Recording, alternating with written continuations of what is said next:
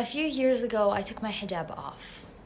And prior to that, I used to wear a lot of skin-tight clothing, I used to show a lot of hair, and I used to wear it poorly. And that is no judgment to any girl that's doing it right now. I used to get a lot of criticism and advice that I wasn't wearing it correctly and that I was wearing it very poorly. It was making me a bad Muslima.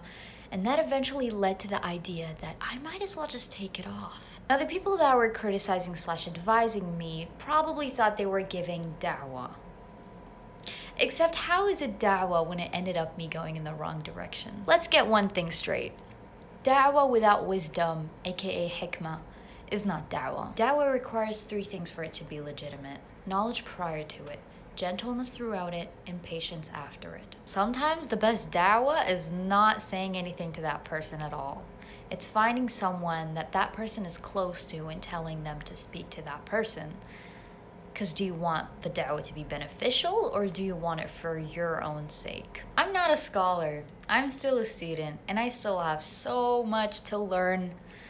I admit that, except one thing I do know for sure is that Islam is supposed to be the most beautiful, the most peaceful religion on the planet.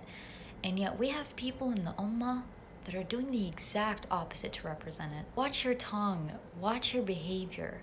Make them as beautiful as you possibly can.